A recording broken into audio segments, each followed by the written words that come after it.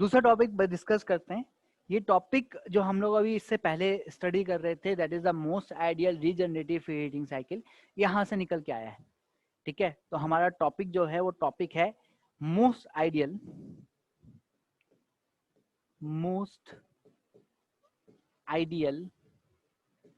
Regenerative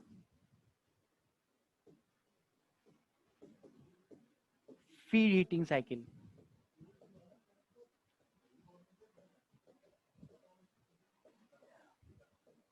तो पहले हमको ये पता होना चाहिए कि रीजनरेटिव फीड हीटिंग साइकिल क्या होता है, उसके बाद में हम बात करेंगे किसके बारे में, most ideal regenerative feed heating cycle के बारे में। जैसा कि हम लोगों ने ना यहाँ पर समझाया था ऑलरेडी, इस में हम लोगों ने ऑलरेडी समझाया था आप लोगों को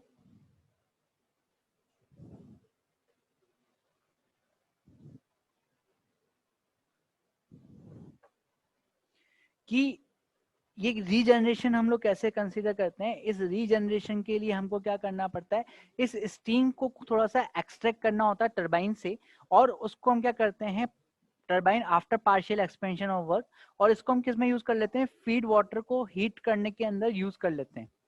ठीक है, इसका इस लाइन का मतलब क्या है, इस लाइन का मतलब ये है कि अगर मेरे पास ये टरबाइन है, अगर मेरे पास में है ना ये टरबाइन है, यहां से मैंने स्टीम एंटर करी। ठीक है, होना तो आइडियली क्या चाहिए कि यहाँ से क्या होनी चाहिए, एग्जिट होनी चाहिए, मगर मैं इसको यहाँ से एग्जिट करने की जगह इस पोजीशन 0 के बाद में थोड़ा सा इसने एक्सपेंड किया, और इस पोजीशन 1 पे मैंने क्या करा, इसको बाहर निकाल दिया। कितना अमाउंट बाहर निकाला, बहुत फ्रैक्शन अमाउंट बाहर निकाल लिया। लेट्स सपोज वो फ्रैक्शन अमाउंट कितना है, m1 है। इस m1 स्टीम को मैंने कहाँ भेजा, इस फीड हीटर के अंदर। इस m1 स्टीम को कहाँ भेजा हम लोगों ने, फीड हीटर के अंदर। और ये फीड हीटर क्या कर रहा है, जो भी यहाँ से हमारे पास है पंप के बाद में कंडेंस वाटर आ रहा है, पहले तो क्या हो रहा था, अगर ये फीड हीटर नहीं था तो ये डायरेक्ट कहाँ पर चल जाता था, हमारे बॉयलर के अंदर चल जाता था। यहाँ पर बॉयलर था, उस बॉयलर के अंदर ये डायरेक्टली एंटर हो जाता था।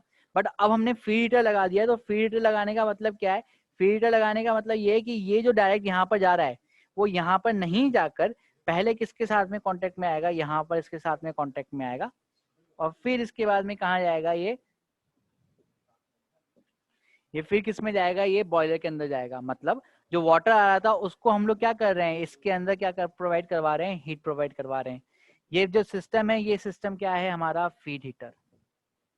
ये सिस्टम क्या है हमारा, फीड हीटर, जो कि क्या कर रहा है, हमारे फीड वाटर को प्री हीट करने का काम कर रहा है। मतलब यहाँ पर अगर इसकी इंथैल्पी कुछ HF1 है, तो यहाँ पर इसकी इंथैल्पी कितनी हो जाएगी, HF2 हो जाएगी। अब थोड़ा सा दिमाग लगा के ये बताओ कि HF1 इंक्रीज हो ज्यादा होगा या HF2 ज्यादा होगा, किसकी वैल्यू ज्यादा होगी, HF1 की या HF2 की।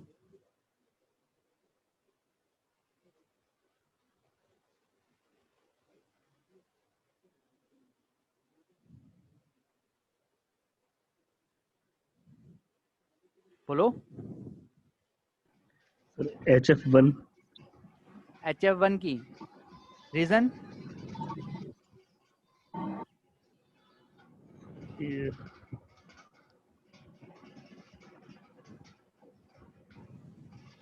रीजन ये टरबाइन से कनेक्ट है। ये टरबाइन से कनेक्टेड है। HF1 तो वो वाटर है ना जो कि किससे निकल के आ रहा है, यहाँ पर बीच में क्या लगा हुआ है, कंडेंसर लगा हुआ है, कंडेंसर निकल के आ रहा है, वो कंडेंसर। HF1 है। फिर इस HF1 को हमने ना हीट दी, उसके बाद में ये HF2 में कन्वर्ट हुआ। तो बोलो अब HF1 ज्यादा है या HF2 ज्यादा है।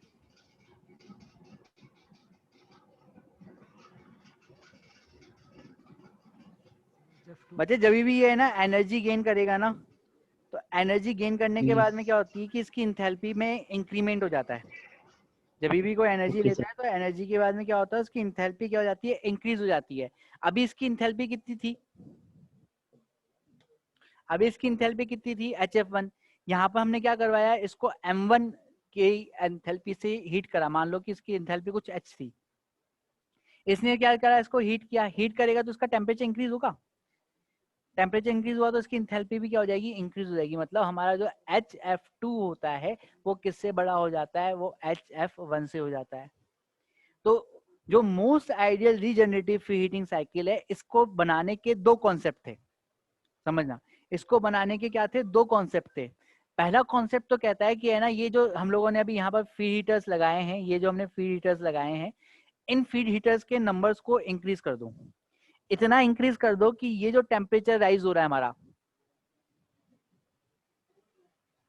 यहाँ से देखो यहाँ पर ये जो हमारा था, ये जो हमारा टेम्परेचर राइज हो रहा है, ये टेम्परेचर राइज है ना बहुत छोटे छोटे छोटे छोटे अमाउंट में इंक्रीज होता हुआ कहाँ पर पहुंच जाए, सीधा का सीधा यहाँ पहुंच जाए। मतलब मुझे इनपुट जो देना पड़ रहा है ना, वो कहाँ पर देना पड़े, सिर्फ इस सेक्शन के अंदर देना पड़े। ठीक है, तो इसके लिए हम लोग क्या लगा देंगे, infinite number of feed heaters लगा देते हैं। कॉन्सेप्ट 1 क्या कहता है कि क्या कर दो आप, infinite number of feed heaters लगा दो। अगर मैं infinite number of feed heaters लगा देता हूं तो उससे क्या होगा कि ये जो मेरा टेम्परेचर राइज कर रहा है, मान लो कि मेरा रूम टेम्परेचर कितना था, 25 डिग्री सेल्सियस था, एक फीड हीटर लगाया तो इसका टेम्परेचर राइज हो गया, कितना हो गया, 30 डिग्री हो गया। फिर दूसरा फीड हीटर लगाया तो इसका टेम्परेचर राइज हो गया, 32 हो गया। तो ऐसे में 100 तक मैं क्या कर रहा हूँ, इसको सैचुरेशन, जहां पर ये क्या कर रहा है, स्टीम में कन्वर्ट कर रहा है, वहां तक लेके जा रहा हूँ। तो पहला साइकिल तो ये कहता है कि हम क्या कर लें, आइडियली बहुत सारे रीजनरेटिव फीड हीटर्स लगा दें। दूसरा साइकिल ये कहता है कि हम लोग कुछ ऐसा सिस्टम यूज करें कि इसकी इंटरनल एनर्जी को यूज करते चलें। दूसरा सिस्टम क्या कहता है कि हम कुछ ऐसा करें कि इसकी इंटरनल एनर्जी को ही यूज करते चलें। बोले सर ये तो पॉसिबल ही नहीं है, कैसे हम लोग ऐसा सिस्टम जनरेट करेंगे। तो इसको डिस्कस करते हैं हम लोग आज नेक्स्ट लेक्चर के अंदर, जहां पर हम लोग बात करेंगे क्या कि इसको कैसे इंक्रीज किया जा सकता है। ठीक है, infinite number of feed heaters को कैसे बताते हैं, कैसे शो करते हैं, ये देख लो। फिर सेकंड वाला जो पार्ट है उसको हम लोग करेंगे कल के लेक्चर के अंदर। ठीक है, तो most ideal regenerative feed heating cycle का कॉन्सेप्ट नंबर 1, जहां पर हम लोग क्या करते हैं, infinite number of feed heaters लगाते हैं, उसको डिस्कस करते हैं अभी। Infinite number of feed heaters का मतलब क्या हो गया कि ये टरबाइन जो है हमारी, ये जो टरबाइन है हमारी, इस टरबाइन के अंदर से बहुत बार हम लोग क्या करने वाले हैं, स्टीम को एक्सट्रैक्ट करने वाले हैं। स्टीम को एक्सट्रैक्ट करने का क्या मतलब है, स्टीम को एक्सट्रैक्ट करने का क्या मतलब है, मान लो कि किसी इनिशियली हम लोगों ने क्या करा है, इसको एंथैल्पी प्रोवाइड करवाई, एंथैल्पी प्रोवाइड करवाने के बाद कहाँ भेज दिया, टरबाइन के अंदर भेज दिया। ये जो मैं कंप्लीट क्या कर रहा था, ऐसे कंप्लीट ऐसे बड़ी सी टरबाइन बनाई थी, उसके अंदर से ना बीच में से स्टीम को एक्सट्रैक्ट कर लिया था। मतलब ये पहले मेरे पास कैसी टरबाइन है, हाई प्रेशर टरबाइन है, फिर बीच में इंटरमीडिएट प्रेशर टरबाइन है, फिर बाद में क्या है मेरे पास में लो प्रेशर टरबाइन जनरेट हो रही है। ठीक है, तो ये जो अलग अलग टरबाइन है इसको मैं अभी अलग अलग दिखा रहा हूँ। सबसे पहले एक टरबाइन के अंदर गई, इस टरबाइन में जाने के बाद में क्या हो गया, इसको हम लोगों ने कहाँ पर भेज दिया, एक फीड हीटर के अंदर भेज दिया। Feed heater is working like a heat exchanger, heat exchanger पढ़ा है ना। फिर इसको हम लोगों ने कहाँ यस सर। भेजा, दूसरी टरबाइन के अंदर भेजा, कुछ वर्क डन किया, फिर वापस से स्टीम बाहर निकाली, फिर कहाँ पर भेज दिया इसको हम लोगों ने, अगेन एक फीड हीटर के पास में भेज दिया। फिर यहाँ से स्टीम बाहर निकली, इस स्टीम को अगर वापस से हमने कहाँ भेजा, अलग टरबाइन के अंदर।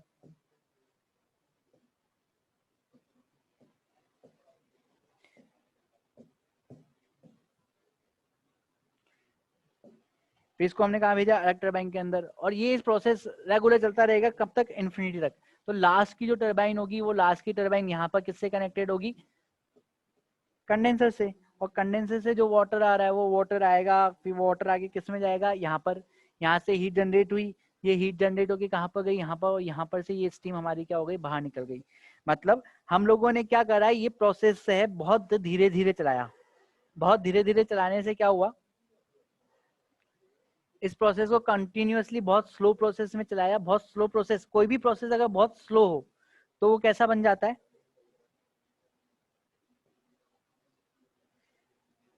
अरे बोलो भाई, आइडियल बन जाता है सर। आइडियल नहीं बनता है, वो रिवर्सिबल बन जाता है। ठीक है, आइडियल नहीं बोलते उसको, हम बोलते हैं रिवर्सिबल बोलते हैं। कि प्रोसेस मेरा 1 2 और ये जाना चाहिए था ऐसे 3 4, 1 2 3 4 किसको बता रहा है, 1 2 3 4 बता रहा है कार्नोट को। मगर ये हमारा है ना, जब हम लोगों ने बहुत स्लोली प्रोसेस किया तो ये 4 से लेकर 2 डैश और 4 से लेकर 3 डैश, ये कैसा हो गया, कंटिन्यूअस प्रोसेस हो गया। इसको ऐसे हैचिंग कर देते हैं थोड़ा सा। कंटिन्यूअस प्रोसेस होने का मतलब ये कैसा हो गया है, ये रिवर्सिबल एडियाबैटिक प्रोसेस हो गया है। रिवर्सिबल एडियाबैटिक प्रोसेस हो गया, मतलब इसकी जो साइकिल का एरिया है वो एरिया किसके इक्वल हो गया, हमारे कार्नोट साइकिल के इक्वल हो गया। मतलब हमने जो एफिशिएंसी है वो किसके इक्वल गेन कर ली, कार्नोट साइकिल के इक्वल गेन कर ली। ड्रॉबैक बताओ, क्यों इसको मैंने बोला कि ये हाइपोथेटिकल है? मैंने क्यों कहा कि ये प्रोसेस हाइपोथेटिकल है?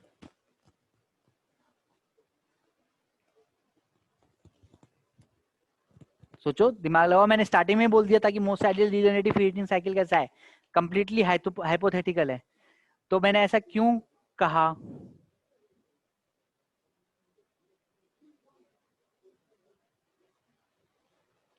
मैंने क्यों कहा कि मेरा most ideal regenerative heating cycle है ना हाइपोथेटिकल है?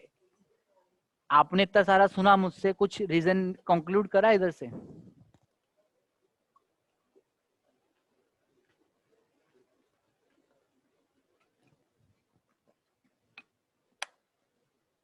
बोलो प्रिया, सिद्धांत।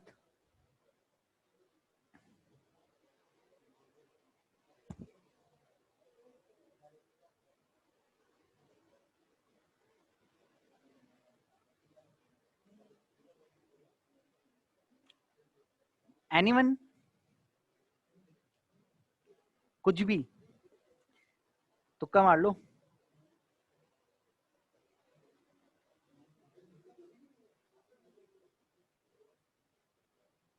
गौरव, हिमांशु, कुणाल,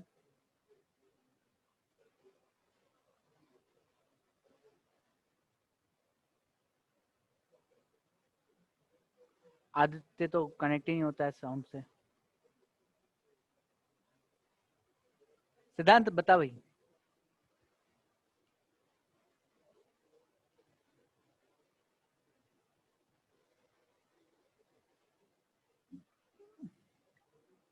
वो इसलिए कोई आंसर नहीं करते हो, वो इसलिए क्योंकि यहाँ पर मैंने क्या बोला, यहाँ पर मैंने बोला कि कितने नंबर ऑफ फेटर्स लगाने हैं, इनफाइनाइट नंबर ऑफ फेटर्स लगाने हैं।